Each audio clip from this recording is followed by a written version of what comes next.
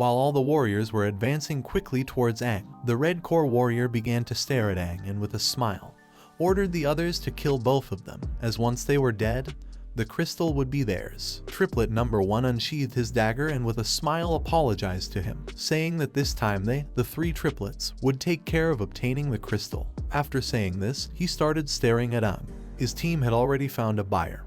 Even if they didn't use the elemental crystal themselves, they could earn a lot of money just by selling it. Even if they divided the money equally, it would be enough for the 3 of them to buy better equipment. While Aang was looking down and his body was trembling, he activated the red core and clenched his teeth tightly. He had about 1 minute to kill the warriors. He could feel that if he activated his demonic power again, his body would only last a minute. Thinking about this, he couldn't help but feel furious. He didn't know why his body was doing this to him right at this moment. He turned his head back and saw Sidul. While she was holding the crystal in her hand, she put both hands close to her chest and started looking at Aang with a worried look. Seeing her expression, Aang decided to make sure that both she and the elemental crystal would safely leave the castle. While Aang had the sword resting on his shoulder and was looking towards Sidul, the warriors gained momentum, unsheathed their weapons, and began advancing quickly towards him with the intention of snatching away the elemental crystal. While Aang was bleeding from his mouth, he slowly turned his head towards them and decided to use the minute he had left to finish them off. Then he began to close his eyes, and his eyes started emitting a demonic energy. In a matter of seconds, he transformed into a demon.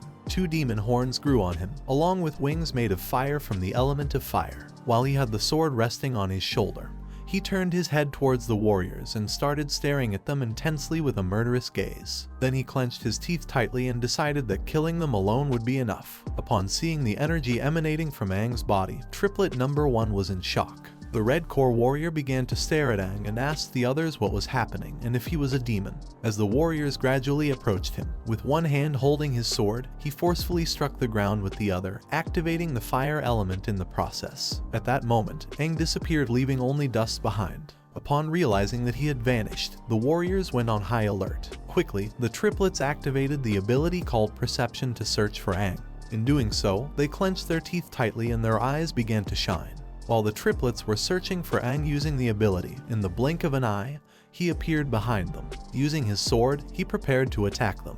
He currently had 58 seconds left. Triplet number 3 quickly realized that something was wrong. He swiftly turned his head to one side and was shocked to see that Aang had approached them in an instant. While he was turning his head towards Aang, he began to aim at him and revealed to the others that Aang was behind them. Just before he could finish speaking, Aang took advantage of the momentum and forcefully stabbed him in the chest, causing him intense pain. Due to the pain, he clenched his teeth tightly. Aang turned his head towards him and while looking into his eyes, started smiling and decided to begin the slaughter with him. Currently, there were 55 seconds left. Upon seeing that Aang had ended the life of triplet number 3, triplets number 1 and 2 were left in shock and began to wonder what was happening. Triplet number 1 started staring aggressively at Aang, clenched his teeth tightly, and couldn't help but become enraged. Aang drove the sword even harder into the chest of triplet number 3, and within seconds he lost his life. Upon witnessing this, the red core warrior and the others stopped advancing towards him. Meanwhile, triplets number 1 and 2 gained momentum and quickly moved forward towards Demon Aang with the intention of ending his life to avenge their brother's death. Upon noticing that they were approaching, Aang turned his head towards them, and while his eyes were shining, he began to stare at them intently. There were currently 54 seconds left. In an instant, triplet number 1 and 2 reached Aang, but just before they could make a move, Aang pulled the sword out of triplet number 3's chest. He turned his body towards them and swung it forcefully, cutting them into pieces. Upon seeing this, the red core warrior was in shock and started wondering what was happening and how the triplets had died in this way. Aang turned his head towards them and with a murderous look, activated the gold and earth element and used the piercing tide ability. In the blink of an eye, branches made of gold emerged from the ground, destroying part of it into pieces, and in the process piercing through the corpses of the triplets. Upon seeing this, quickly the remaining 3 warriors gained momentum and stepped back. The 3 warriors retreated several meters, placed their hands on the ground, and while stopping their moving bodies, they began to look at Aang in awe as they witnessed his skills and speed. Upon seeing that Aang had ended the lives of the triplets in an instant, he began to wonder who he really was. While the bodies of the triplets were impaled on the golden branches, Aang turned his back to them. With one hand holding his sword, he started staring at the remaining warriors and slowly walked towards them. There were currently 40 seconds left. As Aang approached them, the Red Core warrior thought that despite the fact that the three brothers were specialists in detection and quintuple-finned warriors, they had been massacred in an instant. While Aang's body was emanating an evil energy, he began to stare at them with a murderous look and approached them. While the three warriors were observing Aang, the Red Core warrior ordered the others to join forces, use all their power, and fight until the end against Aang, since he couldn't believe they couldn't even defeat a single demon. Upon hearing this proposal, the green-haired warrior and the blue-haired warrior accepted without hesitation. While Aang's body was emanating an evil energy, he stared at the warriors and with a smile asked them to give it a try. At that moment, Aang felt that something was not right. Within seconds, he began spitting blood from his mouth. He quickly planted the sword on the ground for support and used his other hand to cover his mouth. While he was covering his mouth to stop the bleeding, he started looking towards the ground and felt as if his internal organs were about to explode. He thought this wasn't good. There were currently 36 seconds left. As Aang had the sword stuck in the ground and covered his mouth, the warriors began to look at him and wonder what he was doing. Sidul clenched her teeth tightly as she realized that Aang's body couldn't take it anymore. The warrior of the Red Core couldn't help but smile as he noticed that Aang was already seriously injured before they arrived. Turning around and taking the elemental crystal from Sidul was easy for him, but with Aang in front of them being an unstable factor, it wasn't very safe. The three warriors gained momentum, and while advancing quickly towards Aang, the Red Core warrior began to stare at him intently, and with a smile gave them the order to kill him.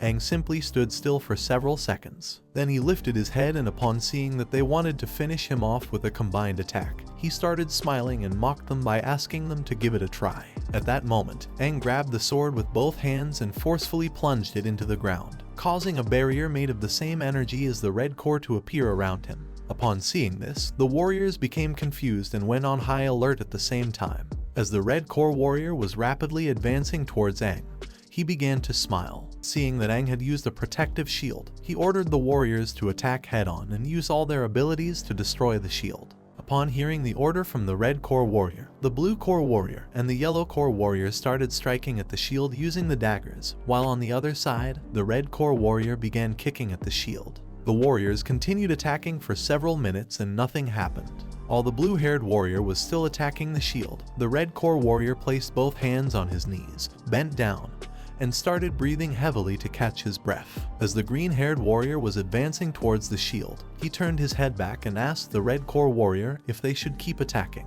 They had already spent a lot of energy, but Aang's created shield remained intact and was getting smaller each time. They were not sure if they would be able to break it. Several seconds later, the Red Core warrior lifted his head, and while looking at the shield, he began to wonder why it was shrinking. When thinking about this, he didn't take long to realize what was going to happen.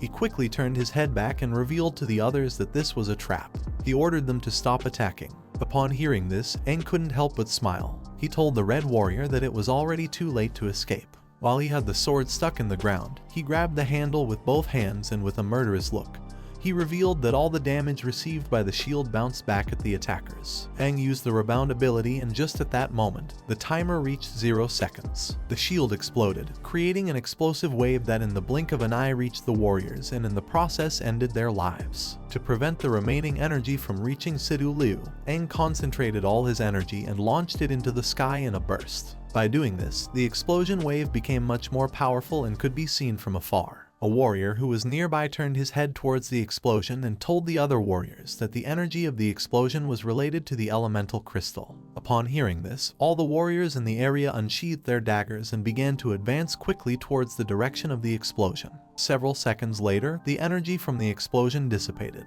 It had been so powerful that it had even created a large crater in the ground. In the middle of the crater was Aang, who had one knee on the ground and was holding onto his sword with both hands. The sword was firmly embedded in the ground. The explosive wave of the explosion had been so powerful that it even singed the warriors who were attacking Aang.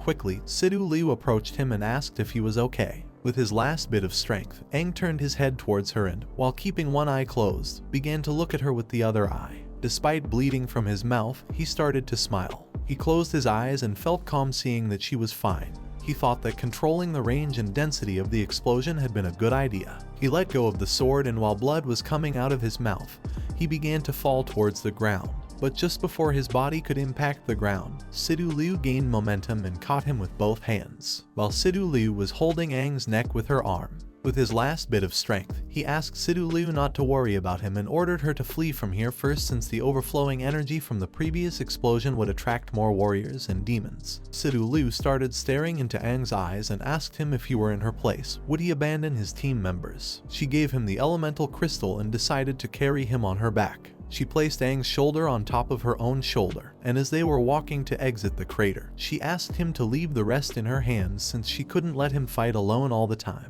This was the same scene that she remembered from that dream. Thinking about this, she clenched her teeth tightly as she was getting closer and closer to that dream. This is the end of the video. If you guys want to see the next part, then don't forget to subscribe and like the video.